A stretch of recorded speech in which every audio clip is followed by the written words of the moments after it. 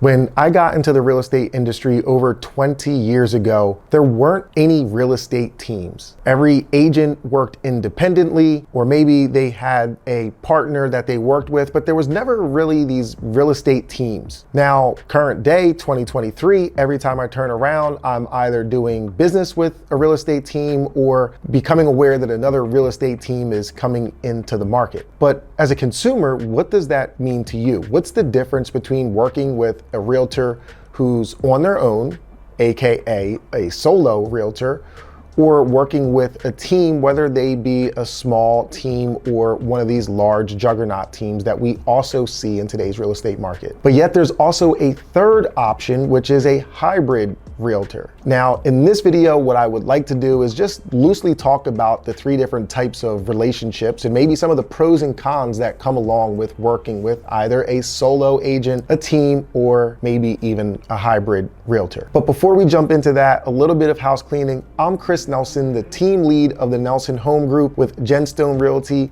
helping buyers and sellers here in the greater Philadelphia area achieve their dreams through real estate. Now, if you've been here before, welcome back. Do me a favor, give me a thumbs up or drop me a comment letting me know that you are back. But if this is your first time, well, welcome. Consider subscribing and most importantly, mash that bell so that you're notified when I put out additional content. So let's start with a solo realtor, the warrior who has been in the real estate industry for, well, just for quite some time and continues to do things on their own. Now, when you're working with a solo realtor, some of the things that you may come to enjoy or even really appreciate is the fact that that person is your sole point of contact. They are the person that you are going to talk to from the very beginning all the way up to the settlement day. So whether you're a buyer or you're a seller, that realtor is your sole point of contact, which makes it really passionate, for lack of a better term. You don't have to worry much about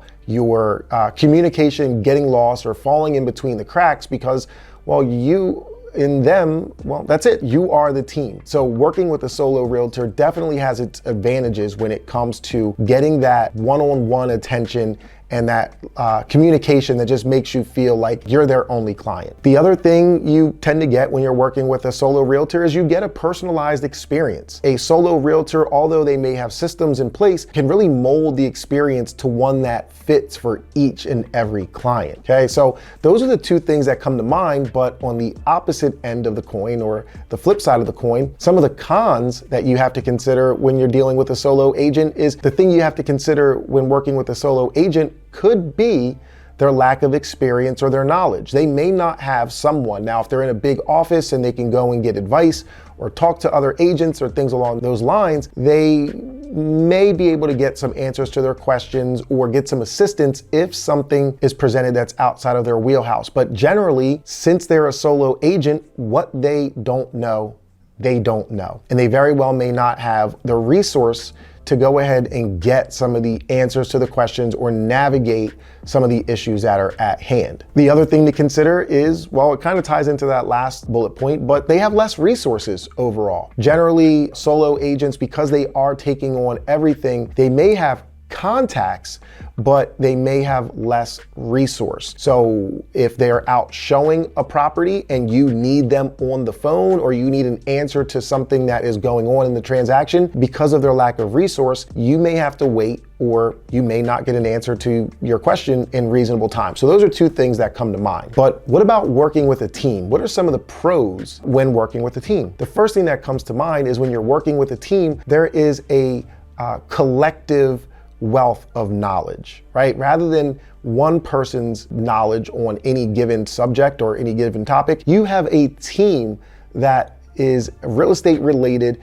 that have all different backgrounds, and usually that additional knowledge could be very impactful, could have a lot of value in helping you get your transaction from where it's at to the finish line, or maybe even having a creative genius or team to bounce ideas off of if you're having a hard time getting your house under contract or maybe even getting your offer accepted if you're a buyer. So that additional knowledge could really have a lot of weight. Another thing to consider that's usually a pro when working with the team is they usually have some sort of efficient process. Most teams that have things dialed in really have their systems in place and can really move that transaction from step one to the finish line in a very seamless process, because there are so many hands in the pot, and each of those hands in the pot is put there to do or handle a specific part of the transaction. So the seamless, effortless approach, I think most people would agree that's something that is refreshing and very well received when it comes to a real estate transaction. But on the other hand, when you have all these hands in the pot, it makes it a lot easier for someone to miss an assignment. And in real estate, it's very easy for a deal to be delayed or even fall apart if one moving part of that transaction is not done in a timely fashion. Okay.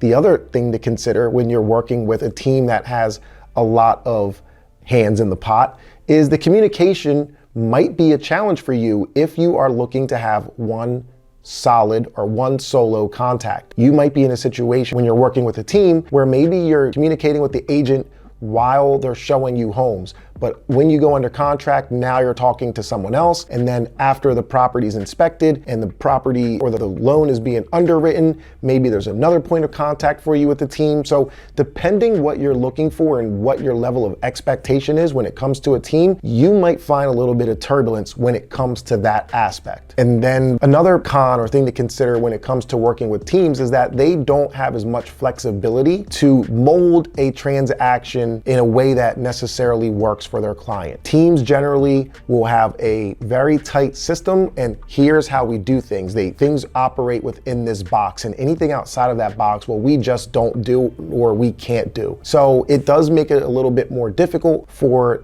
teams to provide more of an a la carte service. So if that's something that is important to you, then maybe a team isn't for you. But as I mentioned, there is a third option, which is a hybrid realtor. And well, to be transparent, I'm a hybrid realtor.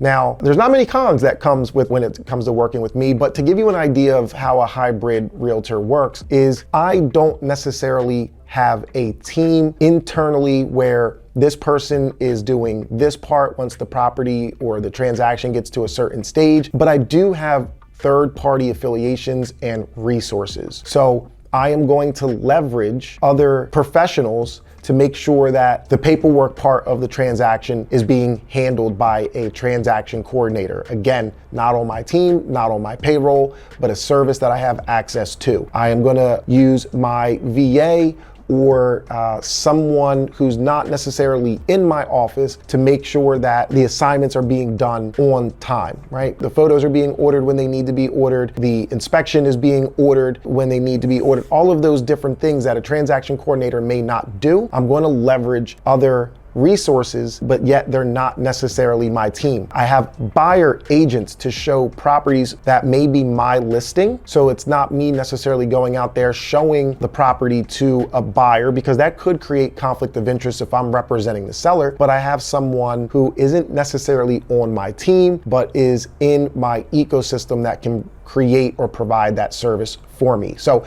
that means I am your direct point of contact. That means I have the ability to mold the transaction in a way that's best fit for you, my client. And I also can make sure that at no point you fall between the cracks, because there's still some accountability from some of the third-party servicers and vendors that I bring into the equation. So there's the difference between the three, and I have 3 questions to give you, 3 questions that you can ask either a team or a solo agent to help you get a better understanding or better idea of who's best for you. And the first question to ask is very simple. What systems and or processes do you have in place when it comes to working with enter? Either it's buyer, seller, or buyer and seller. Okay, so what are your systems and processes? That's the first question. The second question is, who will I communicate with and how will I communicate with them? Am I going to be communicating with you directly the entire time? Am I going to be talking to your team lead, your transaction coordinator? And how? Are they going to call me? Am I going to get an email?